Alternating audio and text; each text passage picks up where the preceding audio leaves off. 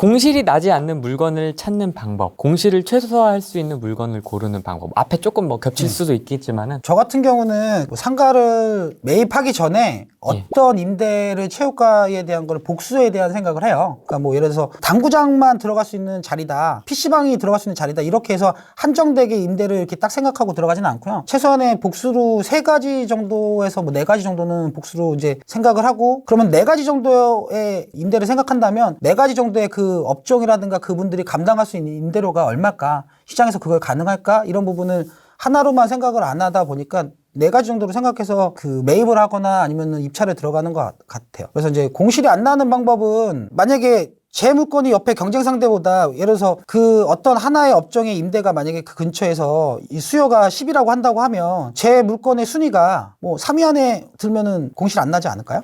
그럼 그 순위는 어떻게 올려요? 그 놀이터가 있는 그거를 기준으로 한다면 뭐 거기가 예를 들어서 500에 50만 원을 받고 있어요. 조그만 거는. 네. 그 500에 50만 원을 받는데 이거하고 비슷한 물건이 옆에도 500에 50짜리가 있겠죠? 근데 이 물건하고 임차인의 입장에서는 임대료가 똑같은데 한 층 전체에 대한 그 어떤 사무실 분위기는 여기보다는 제게 나을 거고요.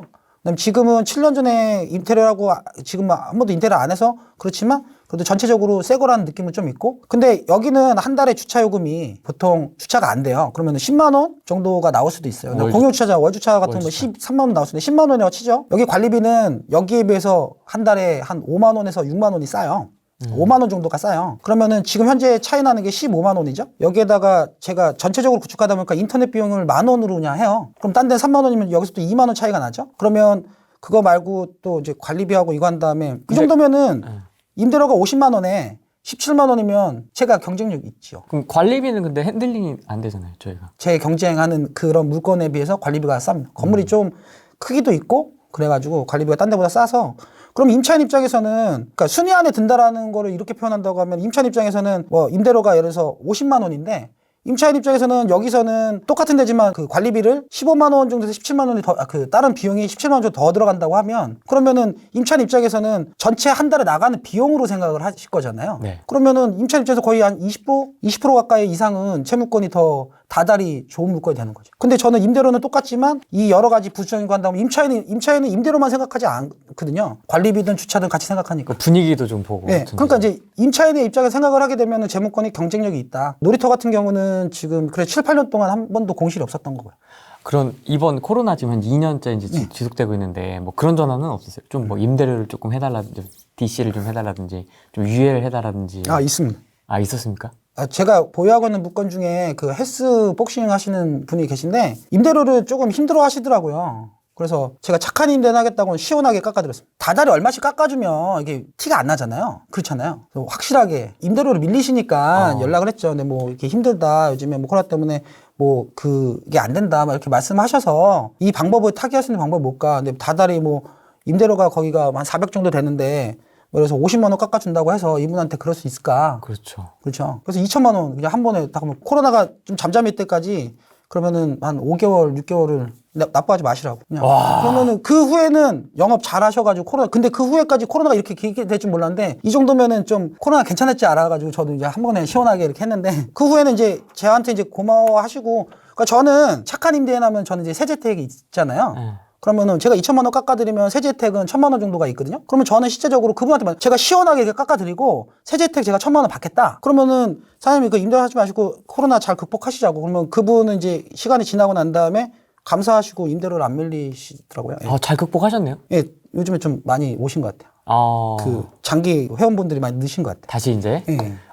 뿌듯하시겠네요. 한 분 살린 거잖아요, 거의. 그분이 열심히 하시고요. 그냥 제가 생각을 해봤는데 그냥 짜잘하게 50만 원씩 이렇게 해가지고 깎아준다고 해도 뭐 서로 그냥 한 번에 그냥 하는 게 맞을 거고, 그럼 저도 세제 혜택도 받고. 5개월. 저는 재무권 투자 내역서 다 오픈하거든요. 다 까니까? 네. 다들 안 하시는데 뭐 전 오픈하면 뭐냐면 이렇게 그런 부분 같은 게, 저희가 예전에 누군가가 이거를 다 오픈해줬으면 좋겠다라는 생각이 저도 배울 때 그랬는데 그런 거 오픈해 주시는 분이 없더라고요. 왜냐면 왜 어떤 생각으로 전물권을 샀고 전물권을 어떻게 해서 임대를 채웠고 어떻게 대출을 받았고 어떻게 운영을 해서 임대를 받아서 지금 시세가 온데 어떻게 팔았다. 그러면 거기에 대한 그 표가 있잖아요. 투자 내역서 그거를 오픈하시는 분이 한 분도 없어요. 아예 저는 다 오픈하거든요. 그러니까 네. 얼마에 샀고 인테리어 얼마 들어갔고 친목세 얼마 들어갔고 임대료 얼마 받고 그래서 2년에 한 개씩 이렇게 사서 원금에서는 어떻게 했고 뭐 팔았던 거는 팔아가지고 뭐 세전으로 얼마. 근데 그런 물건 중에 뭐 저도 이런 거를 아무도 안 가르쳐 줄 때 그 한 예전에 10년 전에 복귀를 했던 물건이 있어요. 근데 그 물건이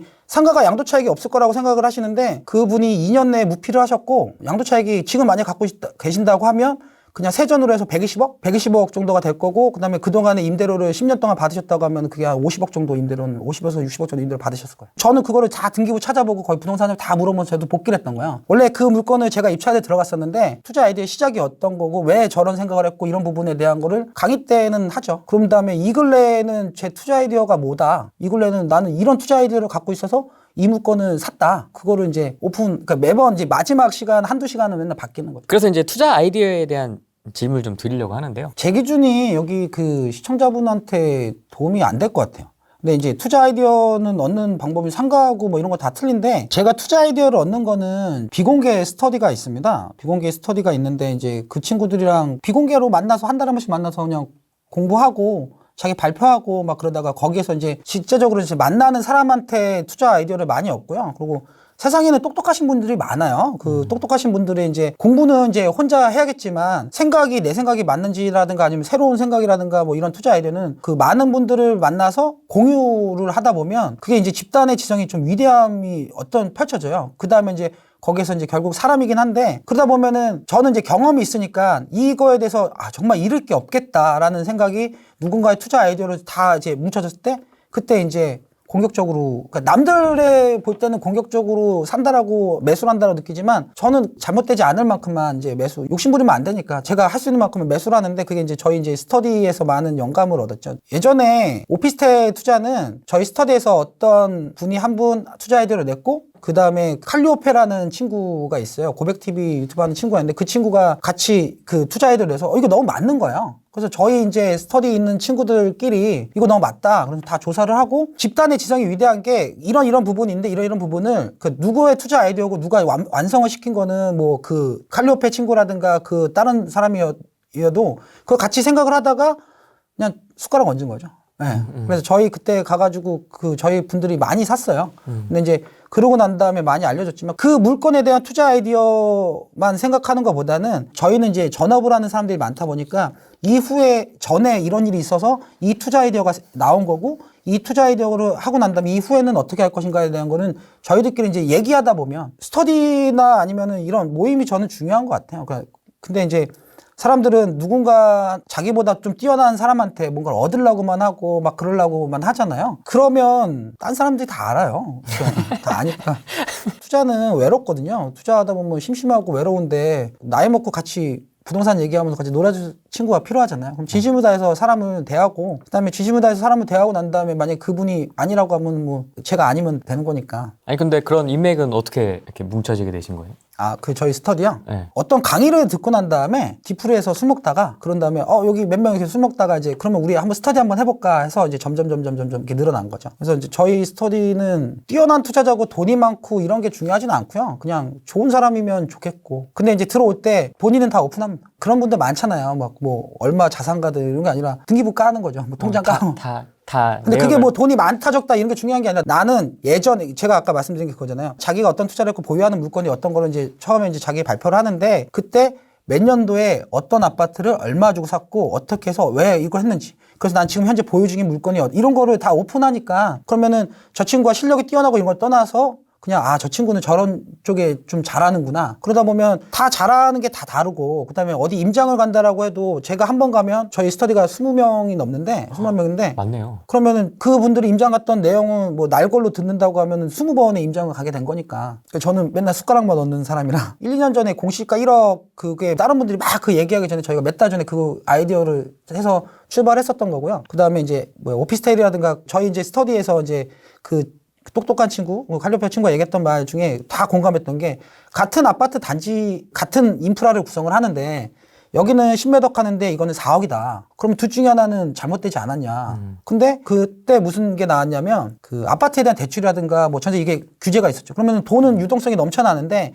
그거를 오피스텔은 아파트로 온다. 근데 그게 10년 그 전 사이클에서도 그랬거든요. 아. 근데 그 물건이 너무 싸고 그다음에 거슬러 받을 수도 있을 것 같고 그래서 이제 저희 그 스터디 분들이 막 사길래 거슬러 받는 건 풀피를 아, 예. 말씀하시는 거죠? 예. 네, 조금 풀어드리자면. 아, 네. 예. 그래서 이제 거기 이제 막 사다가 남는 거 있으면 나도 하나만 사면 안 될까 그래서 같이 많이 샀었죠. 강의를 하시는 분들이라든가 투자자, 그러니까 이런 하시는 분들은 나 어떤 이렇게 정보가 이렇게 나오잖아요. 근데 저희들은 뭐 그냥 저희들끼리 공부하다 보니까 이렇게 되지 않을까? 똑똑한 친구들이 많아서 그러면은 그 친구가 이렇게 되지 않을까? 그러면 그렇게 될 것 같아. 그러다 보면은 또 이렇게 하게 되는 거고. 그래서 이제 스터디든 어떤 사람의 관계가 정말 중요한 것 같아요. 근데 이것도 스터디도 실력이 좀 그래도 좀 있는 분들끼리 이렇게 아니요, 돼야 그렇진 되잖아요. 않았어요. 그냥 다 추천입니다.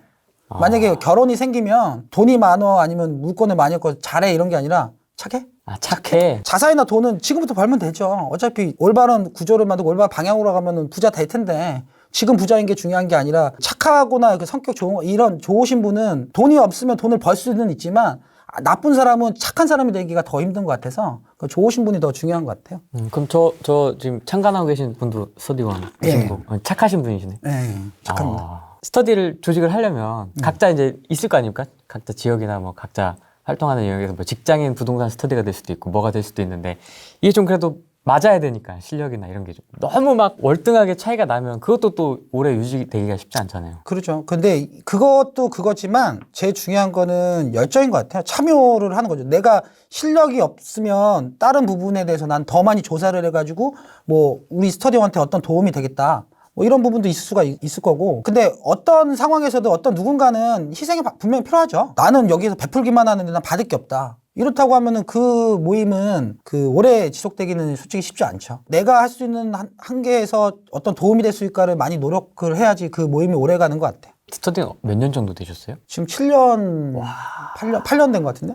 오래 가네요. 제가 그때 망하고 할 게 없어가지고 제가 회장은 아니었고 다른 분이 있었는데 그분이 한 몇 개월 하다가 그분이 빠지고 이제 제가 회장을 초반에는 했어요. 근데 초반에는 한 5명, 6명 하다가 이제 점점 늘어난 거예요. 근데 21명인 이유는 한 분은 이제 큰 누님은 발표를 안 하시고 1년에 연말 모임이라든가 MT 그거 빼면 10달 정도 이제 발표를 한 달에 2명씩 발표를 해요. 그러면은 20명이니까 한 달에 2명씩 하면 10달을 발표해서 스터디 진행은 그냥 발표자 한 달에 2명 그 다음에 근황 토크. 3, 4년 전에는 발표할 시간이 없었어요. 막 거기 이제 잘하시는 분들이 많으니까 한 달 지나면 막 10개씩 이상씩 사시니까 그러면 거의 20명이면 100개 사는 얘기를 들어야 되잖아요.